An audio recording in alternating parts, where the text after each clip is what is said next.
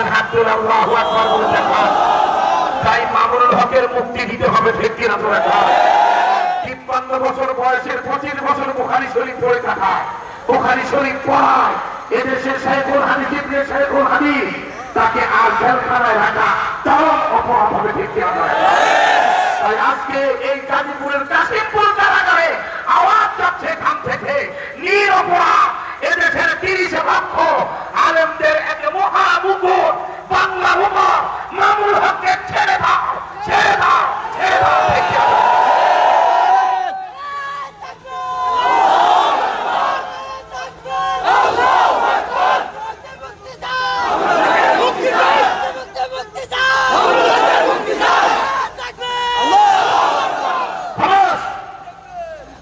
হাজার হাজার মানুষ একটা লোক দাও, যদি বুকের পাকা থাকে। হুজুর, আমাদের ইমাম সাহেবের বিরুদ্ধে গম চুরির মামলা আছে, আছে কোন ইমামের বিরুদ্ধে গম চুরির মামলা, ত্রাণ চুরির মামলা, কোন রকমের টেন্ডারবাজির মামলা?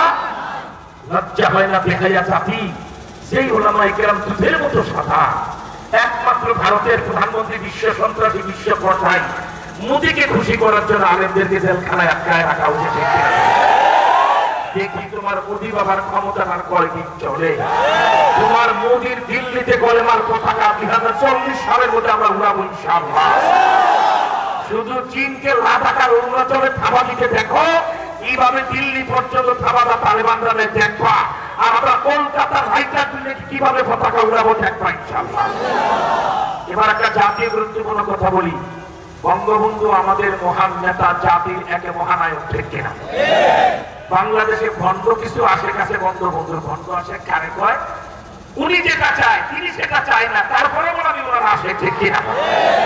এই কলিজার যুগে হীরাখণ্ড যুবলীগ ছাত্রলীগের বাবারা, আমি জেলখানায় বঙ্গবন্ধুর আত্মজীবনী 7 বার পড়েছি, তুমি একবারও পড়ো নাই, একটা লাইন মুখস্থ বলতে পারবা না। আর বঙ্গবন্ধুর আত্মজীবনী পৃষ্ঠা থেকে পৃষ্ঠা বারে শুধু নাম বল, আমি বলে দেবো বক্তব্য। আমি মুখস্থ করেছি। আমার দেশের এই নেতা দেশপ্রেমিক ছিলেন, ঠিক কিনা? বঙ্গবন্ধু তার আত্মজীবনীতে লিখেছে 47-এ ইংরেজরা চলে গেল, কেবল হয় আমাদের এই উপমহাদেশকে 2 টুকরা করে, একটা হিন্দুস্তান আর একটা পাকিস্তান। দরকার ছিল না, আমরা ভারতবাসী ঐক্যবদ্ধ হয়ে শাসন করতাম, ভালো কথা, টুকরা করেছো ভালো। কিন্তু আমরা যখন এই বাংলার প্রশ্নে আসলাম, আমাদের এই বাংলার আজকে মানে পূর্ব বাংলা, ওইটা পশ্চিম বাংলা, বঙ্গবন্ধু আক্ষেপ করে বলেছেন, কারণ তিনি কলকাতার ইসলামিয়া কলেজের ছাত্র ছিলেন, ঠিক কিনা বলেন? উনি সবসময় শিয়ালদা স্টেশন থেকে ট্রেনে উঠে ওই বনগা, তারপরে কি বলে গোপালগঞ্জ, খুলনায় ট্রেনে আসতেন।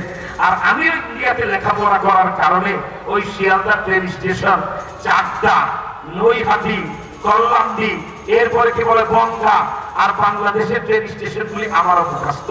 উনি আক্ষেপ করে বলেছে যে আমাদের সবসময় সীমানাটা ছিল কলকাতার শিয়ালদা পর্যন্ত, আমাদের সীমানা ছিল কালনা নদিয়া পর্যন্ত, এই পূর্ব বাংলার সীমানা ছিল মুর্শিদাবাদের লালগোলা পর্যন্ত, নবাবের বাড়ি সিরাজউদ্দৌলার হীরাঝিল পর্যন্ত, আসামের হাইলাকান্দি কাছাড় করিমগঞ্জ পর্যন্ত।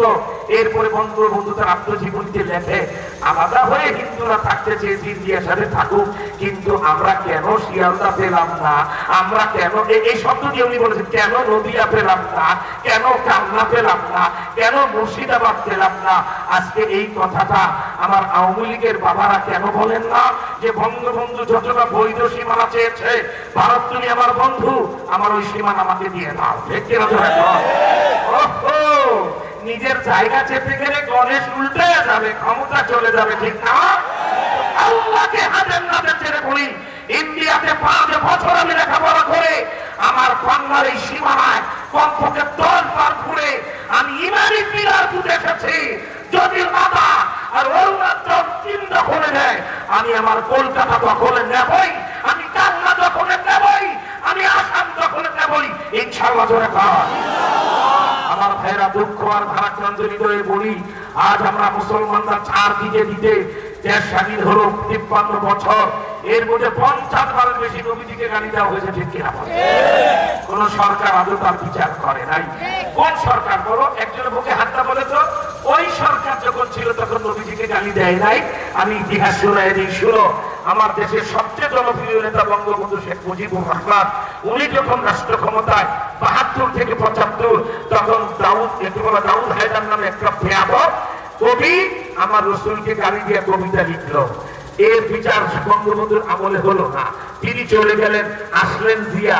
তার আমলে আহমদ শরীফ বলল জিয়ার আমলে, there is no god, Mohammad is bad leader, Allah খোদা নাই, মোহাম্মদ খারাপ নেতা। বিসমিল্লাহ, জিয়া তার বিচার করে নাই। আসলেন এরশাদ সাহেব, তার আমলে কবির চৌধুরী শামসুর রহমান বলল ঢাকায় যে ফজরের আজান হয়, আমার কাছে এটা কুত্তার ঘেউ ঘেউয়ের মতো শোনা যায়। আজানকে যদি কুকুরের ঘেউ ঘেউ দিয়ে বলে সে মুসলমান না কাফের? এই গলা ফাটায় বলে মুসলমান না মুরতাদ? তাহলে হাজী সাহেব এরশাদ, উনিও কবির চৌধুরী শামসুর রহমানের কোন বিচার করেন নাই। আসলেন খালেদা জিয়া, 91 সালে প্রথম মহিলা প্রধানমন্ত্রী বাংলাদেশে, তার আমলে তৈরি হলো তাসলিমা, ঠিক কিনা? তাসলিমা আল্লাহর কোরআনকে শুধু বিরোধিতা করে নাই, জুতা দিয়ে লাথি মেরেছে। কলকাতার টিপু সুলতান মসজিদের 22 গজ দূরে এই মসজিদ, এই যেখানে দি স্টেটসম্যান পত্রিকা, আমি নিজে স্বয়ং সেখানে গিয়েছি, একবার না কমপক্ষে 50 বার আমার ভাইরা সে স্টেটসম্যান পত্রিকায়, ইংরেজি পত্রিকায় প্রেস কনফারেন্সে সাংবাদিকদের সামনে ইন্টারভিউ দিতে যে এই বিশ্ব নষ্টা ভ্রষ্টা চরিত্রহীনা বিশ্ব ভেষ্টা তাসলিমা তার ভ্যানিটি ব্যাগ থেকে আল্লাহর কোরআন বের করে সূরা নিসার একটা পাতা ফান্দা ছিঁড়ে জুতা দিয়ে পাড়া দিয়ে পড়েছে। এবং প্রেস কনফারেন্সে সে বলছে মুসলমানদের খোদায় এই আয়াতে নারী নির্যাতন করেছে খালেদা জিয়া। কোরআনের এই শত্রু তাসলিমার কোন বিচার তো করেন নাই। রাতের অন্ধকারে বোরকা পরাইয়া এয়ারপোর্ট এনে বিদেশে পাচার করে দিয়ে তার জান বাঁচাই দিয়েছে, ঠিক কিনা?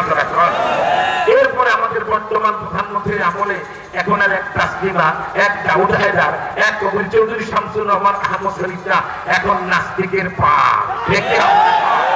এরা যেখানে সেখানে নবীজিকে গালি দিয়ে এত নাস্তিক বেড়েছে, আমাদের ক্লাস 7 এর ছাত্রদেরকে শরীফ থেকে শরীফের গল্প শোনাইতেছে, ঠিক কিনা? শরীফ থেকে শরীফের গল্প বলে আমাদের মেয়েগুলিকে ভেসা আর ছেলেগুলিকে আজকে কি যেন লম্পট বানাবার চেষ্টা চলছে। আমার কলিজার টুকরা ছেলে শরীফ আহমেদকে যারা শরীফা বানায় ফেলতে চায়, এটাকে আমরা মেনে নিতে পারি? আপনারা বলেন, এটা আমরা মেনে নিতে পারি? অতএব সাধু সাবধান হয়ে যাও। মুসলমান ইসলাম রক্ষা করতে হবে, কোরআন হাদিস রক্ষা করতে হবে, মুসলমানিত্ব রক্ষা করে আমাদেরকে চলতে হবে, ঠিক কিনা বলেন? তাই আমার ভাইদের দৃষ্টি আকর্ষণ করে বলছি, আমরা যারা মেহরবানি করে যে রাত দেখেন অনেক হয়েছে, প্রায় 12টা বাজতে চললো, এত রাতে যেই দেশে এত মুসলমান নবী প্রেমে বসে থাকে সেই দেশে আর বেশি দিন ইসলামের ক্ষতি করে কেউ রক্ষা পাবে না, ঠিক কিনা? তাই আমার ভাইয়ের, আমি আপনাদের শেষ যে কথা, আমার মূল যে আয়াত পড়েছিলাম খুব কয়েক মিনিটের ভিতরেই আমি সেটা পরিষ্কার করে মাইক ছেড়ে দেব। আপনারা আত্তাহিয়াতুল সুরতে বসেন, কয়েক সেকেন্ডের ভিতরে আত্তাহিয়াতুল সুরতে বসেন। কেন আত্তাহিয়াতুল সুরতে বসাইলাম জানেন? আল্লামা আশেক এলাহি বলন্দ শহরি তার খতমের কিতাবে লিখেছেন, কোন মাহফিলে, কোন মজমায় কোন বক্তা যদি বলে আমি এখন নবীজির খতমের বলবো, তখন ফেরেশতারা টোটাল মাহফিলটা মদিনায় নিয়ে নবীজিকে আল্লাহু আকবার লাইক দেখায়। আল্লাহু আকবার। আশা করা যায় এই মুহূর্তে যেহেতু 3-4 মিনিটের ভিতরে খতমের পড়ে আমি মাইক ছেড়ে দেব, তাই আপনাদের দৃষ্টি আকর্ষণ করে বলছি, আশেক এলাহি বলন্দ শহরি আল্লাহর কুতুব, ওনার ভাষ্য মতে আশা করা যায় এই মুহূর্তে আমাদের চেহারা ফেরেশতারা মদিনায় নিয়ে নবীজিকে দেখাচ্ছে, বাবা, ঠিক না?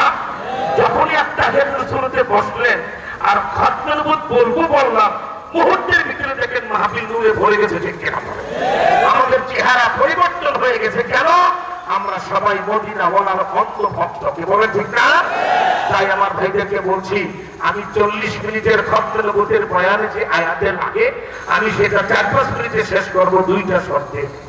একটা হলো এই মাহফিলে কলিজার টুকরা যুবক যারা টাচ মোবাইল ব্যবহার করো, খতমের নবুত কি, কাদিয়ানীরা কাফের কেন, এইটুকুন কথা যদি উম্মতকে জানাতে পারি, গোটা উম্মত নবীজির পক্ষে হয়ে কাদিয়ানীদের বিপক্ষে চলে যাবে, ঠিক কিনা?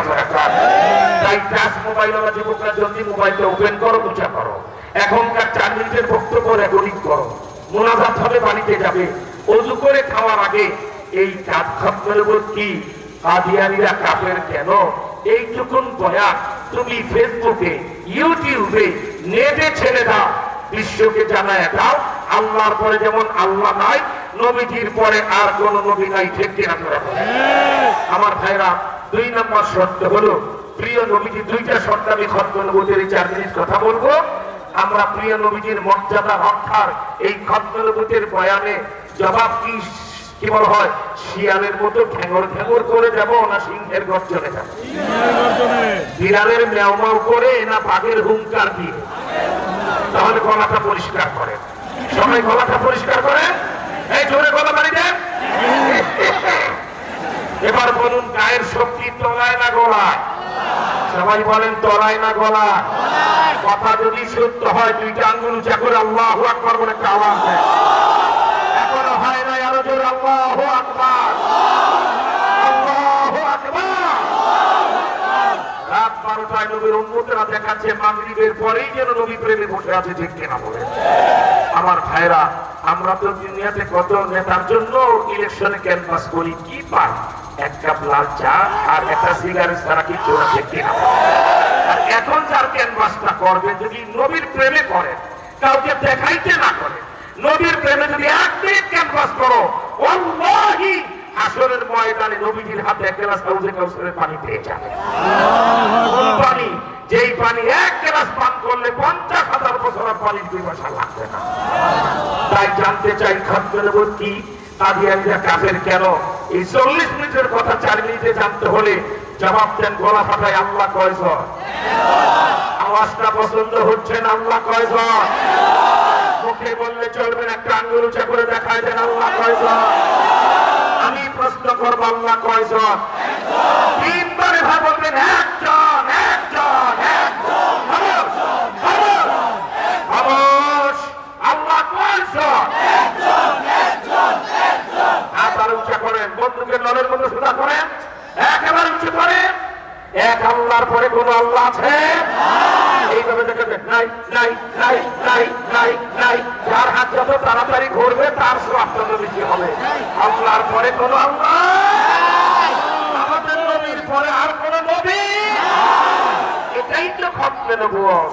আর এই 4 মিনিটের ওয়াজ 1 মিনিটই তো শেষ।